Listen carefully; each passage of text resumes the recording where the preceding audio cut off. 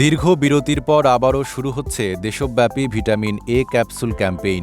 আগামী ২৮ জুন সারা দেশে একযোগে অনুষ্ঠিত হবে এই কর্মসূচি।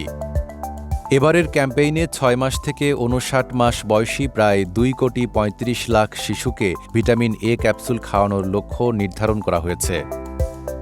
এর মধ্যে ৬ থেকে ১১ মাস বয়সী প্রায় ২৮ লাখ শিশুকে খাওয়ানো হবে নীল রঙের ক্যাপসুল, আর ১২ থেকে ৫৯ মাস বয়সী ২ কোটিরও বেশি শিশুকে দেওয়া হবে লাল রঙের ভিটামিন এ ক্যাপসুল।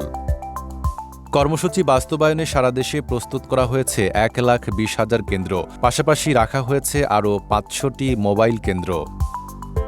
জনস্বাস্থ্য পুষ্টি প্রতিষ্ঠান বলছে প্রয়োজনীয় ক্যাপসুল ইতোমধ্যেই পৌঁছাতে শুরু করেছে, বাকি সরবরাহ দ্রুত হাতে চলে আসবে।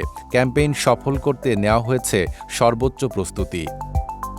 স্বাস্থ্য ও পরিবার কল্যাণ মন্ত্রীও সবাইকে আন্তরিকভাবে কাজ করার আহ্বান জানিয়েছেন।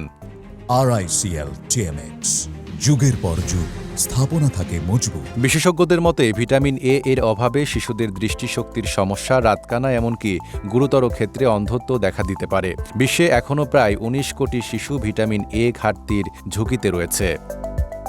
শিশুদের পুষ্টিহীনতা ও অন্ধত্ব প্রতিরোধে বাংলাদেশে ১৯৭৩ সাল থেকেই চালু রয়েছে এই কর্মসূচি।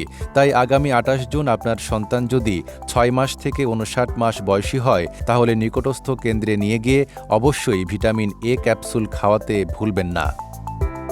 Desk report, Dhaka post.